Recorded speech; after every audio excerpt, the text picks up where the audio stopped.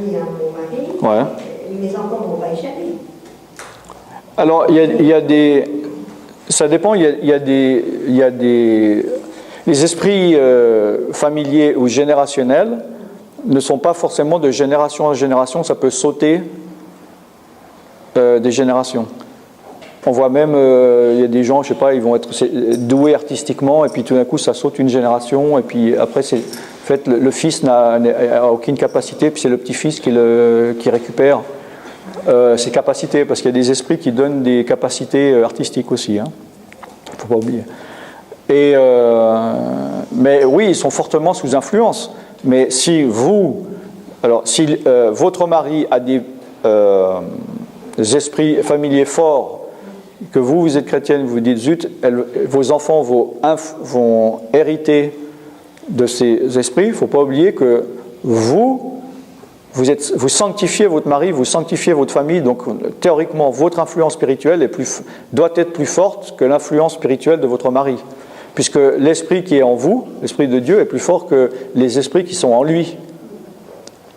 Donc ce n'est pas lui qui doit dominer, c'est vous qui devez spirituellement dominer dans la famille, sur le couple et sur les enfants.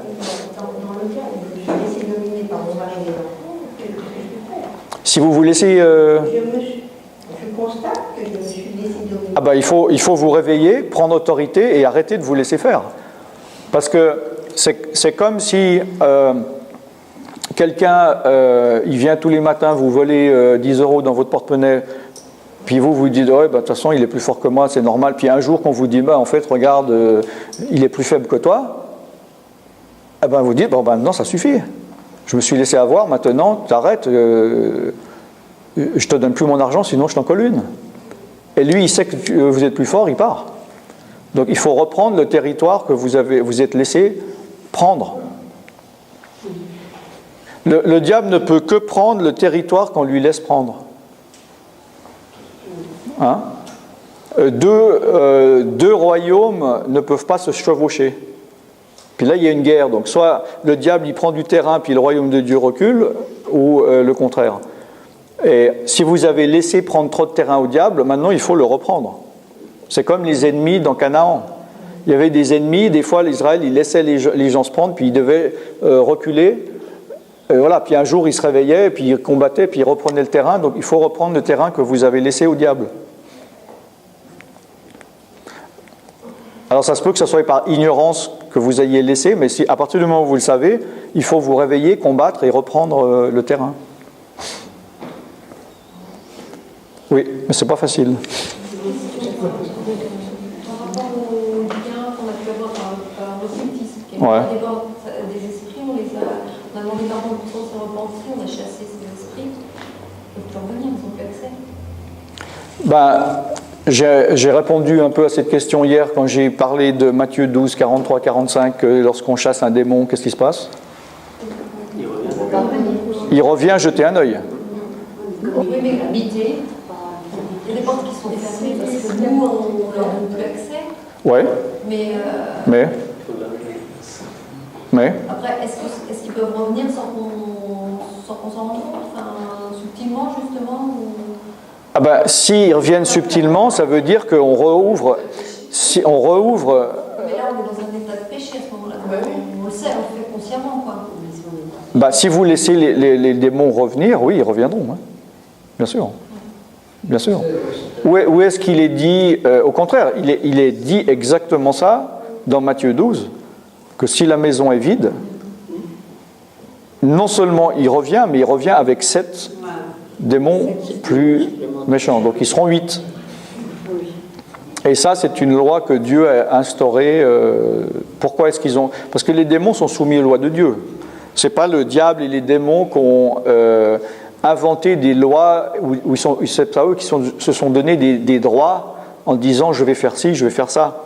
Ils ne peuvent pas faire plus ou moins que ce que Dieu leur autorise. Comme quand Job il est venu et puis le diable a dit ok, alors tu commences là, tu t'arrêtes là, puis tu ne vas pas 1 millimètre à droite ou à gauche, c'est la liberté que je te donne. Donc Dieu utilise le diable, ou laisse le diable agir en fonction, pour faire sa justice aussi. On est d'accord, tant qu'on est ici-bas. Et le diable ne pourra pas, selon les lois de Dieu, le démon pourra venir aller chercher 7 démons plus méchants que lui, il ne pourra pas en prendre 8, parce que c'est Dieu qui a instauré 7. C'est dans Lévitique. Oui. Sur les droits, est-ce qu'ils sont valables en fait sur le père en fils ou de mère, enfin, de parent en enfant, mais est-ce que si un de notre frère ou une de notre sœur va pratiquer la voyance, toutes sortes de... Tu veux dire si c'est par rapport au féminin ou masculin ou femelle mâle? Non, pas du tout, je veux dire, les droits ils sont valables de parents aux enfants, mais est-ce que si un de nos frères ou une de nos sœurs...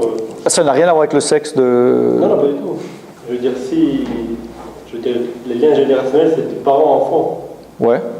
Mais si une de nos sœurs ou un de nos frères va pratiquer l'occultisme, la voyance et amène ça à la maison, est-ce que ça peut agir sur le reste? Ah, tu parles des frères et sœurs sur la génération Oui, parce que Dieu ne voit pas...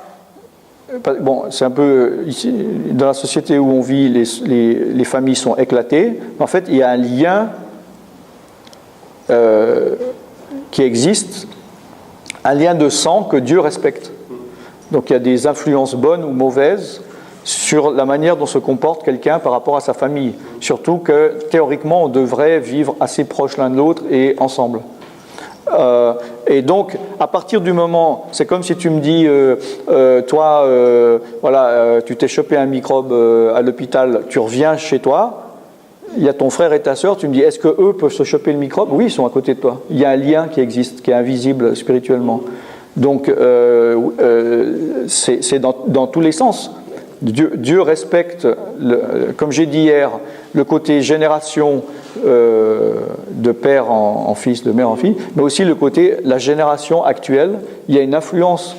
C'est pour ça qu'il est dit que toi, en tant que chrétien, tu sanctifies le reste de ta famille par ta foi. Parce qu'il y a le Saint-Esprit tout d'un coup qui vient dans cette ramification, cet arbre généalogique, tu sanctifies toutes les racines. Maintenant, après, eux, le reste, ils ont le droit d'accepter ou de refuser. Hein? Je ne sais pas si ça répond à la question. Maintenant, le fait au niveau du sexe, ça n'a rien à voir. C'est-à-dire, il peut y avoir un homme qui est voyant, puis c'est la fille. Au début, je pensais que tu parlais de ça. Quoi. Excuse-moi, quand on vit dans un endroit avec des croyants mais qui ne prient pas du tout ensemble. Qui ne quoi? Qui ne prient pas du tout ensemble. Une famille, par exemple, qui ne prie pas du tout ensemble et qui ne font pas de combat non plus. Qu'est-ce qu'ils font alors? Ils croient quoi? Oui, ils croient. Des croyants qui croient. Ouais, voilà, j'ai pas jugé. C'est comme un passant qui passe. Ouais, voilà, on a jugé. Et que une personne, par contre, fait ce combat, prie, etc. Est-ce qu'il y a un danger pour la personne? Est-ce que la personne risque d'être rejetée? Est-ce qu'il y a un véritable danger? Est-ce que des démons peuvent tellement attaquer Vous voyez ce que je veux dire? Donc là, tu parles dans le cadre où il y a des croyants qui sont possédés. Dans le domicile, voilà, des croyants, j'en sais rien, qui sont croyants, mais qui ne prient jamais ensemble. Ils ne prient jamais ensemble et ils rejettent plutôt la personne qui croit, qui essaye de se battre pour y arriver, évoluer justement, avoir un travail, avoir un appartement, justement ce que le diable ne veut pas, qui se bat pour ça et eux empêchent ça justement. Est-ce qu'il y a un danger pour la personne qui essaye d'évoluer, de s'en sortir, de vivre toujours avec ces personnes? Bon, j'ai pas toutes les données du problème, mais je suis pas sûr d'avoir bien compris, mais Jésus a dit quand il a donné, pardon. On peut être protégé, quoi. De toute façon, on est protégé, mais ça ne veut pas dire qu'on n'aura pas de position. Être protégé, ça ne veut pas dire qu'on n'a pas de position. Jésus a dit celui qui n'amasse pas avec moi, qu'est-ce qui se passe? Il disperse. D'accord? Donc, disperser, c'est le contraire d'amasser. Bon, donc il n'a pas dit celui qui n'amasse pas pour moi, n'amasse pas. Il a dit celui qui n'amasse pas disperse. Pourquoi? Parce que dans le monde spirituel, il y a toujours un mouvement, il y a toujours une action. On peut pas, quoi qu'on fasse, ça va dans un sens ou dans l'autre. Il n'y a pas de staticité. Je suis en train de répondre à la question, donc. Mais plus on va dans cette délivrance, plus on sera attaqué par des croyants qui ne la pratiquent pas, quoi. Tu me parles de chrétiens charnels, par exemple, ou, non, ouais. ou de chrétiens religieux, non convertis, non nés de nouveau? Non, j'en sais rien. Ben, alors ça devient difficile de répondre à une question où tu ne sais pas... Difficile, ouais, c'est exprimer. Je sais pas l'exprimer. Ok. Alors explique alors. C'est-à-dire, une personne qui est dans un milieu où on est plusieurs chrétiens, mais qu'on ne pratique pas la prière ensemble, parce qu'il n'est pas donné de Dieu, évidemment, il faut être ensemble, Ouais. au moins parfois, est-ce que cette personne qui prie sincèrement, qui croit, c'est attaqué par le... C'est-à-dire influencé. Bon, ce qu'il y a des chrétiens qui vivent ensemble et qui ne prient pas, ils ne sont pas guidés par l'esprit, vu que donc c'est des chrétiens charnels pour moi. Dans le meilleur des cas, dans le pire des cas, c'est peut-être des chrétiens religieux. Voilà. Dans ce cas-là, évidemment que si tu fais quelque chose dans la direction de l'Esprit de Dieu, tu auras des oppositions des chrétiens charnels, ça c'est certain. Puisque il est dit que les désirs de l'Esprit, enfin plutôt les désirs de la chair sont opposés à ceux de l'Esprit, encore opposés. C'est-à-dire, il n'est pas dit qu'ils sont différents, ils sont opposés. Hein? C'est-à-dire, si tu vas à droite, l'Esprit veut aller à droite, la chair va à gauche. On peut quand même être protégé, on peut quand même... Ah ben de toute manière, tu es toujours protégé. Mais là, protégé par rapport à quel danger? Ce serait quoi pour toi le danger? Protégé de quoi? Cette deuxième moitié. Ben alors, c'est le même thème que j'ai parlé dans un couple ou dans une famille. Soit tu te laisses dominer par les esprits de ces personnes ou par leur chair, et puis toi tu te laisses dominer, ou bien tu prends autorité et c'est toi qui as l'autorité. Bah, oui, je ne sais pas si tu connais la Bible, mais c'est la base d'un chrétien. Tu connais le verset celui qui est en toi, l'Esprit de Dieu, est plus fort que celui qui est dans le monde? Ou pas? Tu connais? Bon, est-ce que tu connais le verset si tu résistes au diable, il fuit loin de toi? Oui? Donc, est-ce que tu connais le verset l'esprit qui est dans le monde est plus fort que celui qui est en toi? Tu connais celui-là aussi? Alors tu lis pas la bonne Bible alors. Ah non, excusez-moi. Bon voilà. Donc tu vois, bien non seulement tu peux avoir la victoire, mais tu dois avoir la victoire. Tu n'as pas le choix. Tu es condamné à avoir la victoire. Tu as Jésus en toi, tu n'as pas peur. S'il y a un combat, puis il y a quelqu'un qui est fort et quelqu'un qui est faible, comment tu veux que le fort perde? Tu vois ce que je veux dire? Oui, je vois, mais on n'a pas ce combat à mener quand on vit seul. C'est pas facile, tu veux dire. Oui, bien sûr, ouais. Bien sûr, ouais. Bien sûr, ouais. Ouais, exactement. Suivant la condition de la foi. Oui. Une question concernant les drogues, ça ouvre donc des portes aux esprits. Et concernant les drogues qui sont en vente en pharmacie, tout ça, tout ce qui est somnifère, neuroleptique, Ouais. est-ce que ça peut ouvrir des portes aux esprits? Pour moi, quelqu'un qui a besoin de prendre ces drogues sont déjà sous influence spirituelle. Parce que si tu vas bien, tu ne vas pas acheter ces médicaments. Et si tu es arrivé à un niveau où tu ne peux pas vivre sans ce genre de médicaments, ça veut dire qu'il va y avoir des esprits qui t'ont poussé, ou t'ont mis dans un état de dépression, ou tu vois ce que je veux dire? Un état qui te pousse à prendre ces médicaments. Maintenant, le problème, c'est que quand on prend certains médicaments très forts,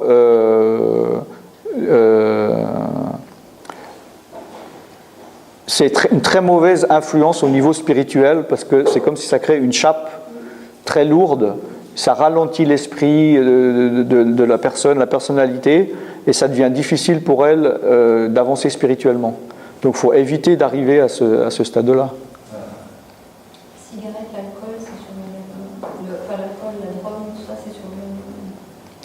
demandes si c'est bien de fumer ou de se droguer? Non, bah non, c'est pas bien. Mais ça enlève, Ben oui, parce que c'est surtout les drogues psychotropes, c'est-à-dire qui ont une influence sur la pensée, disons, sur l'état de la pensée. Ça ouvre des portes où les esprits peuvent venir s'engouffrer.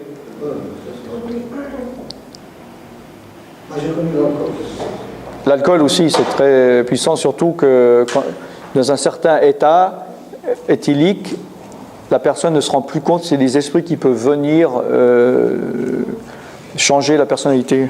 quand tu es sous l'influence d'une drogue, par exemple, tu donnes ton cœur au Seigneur, tu peux pas recevoir le baptême du Saint-Esprit quand tu n'as pas. Il y a des témoignages de personnes qui étaient complètement pétées et l'état est parti immédiatement. L'état d'intoxication est parti complètement. Il est devenu normal tout d'un coup. L'Esprit de Dieu peut consumer tout. Maintenant, je ne sais pas, mais ça ne veut pas dire que ça existe. Mais je n'ai pas entendu de témoignage d'une personne qui disait, genre, qui était sous drogue ou sous alcool, qui s'est fait baptiser du Saint-Esprit, puis après qui était toujours sous, et puis qui a dû attendre. Mais peut-être ça existe, hein, mais vaut mieux attendre si on prie. Moi, je ne vais pas prier pour quelqu'un qui est bourré, qui me dit, je veux recevoir le baptême du Saint-Esprit. Parce que la Bible dit que Dieu donne son esprit à ceux qui lui obéissent. Donc si le gars, il a bu 2 litres de whisky avant, je ne pense pas qu'il obéit à l'Esprit de Dieu. Tu vois?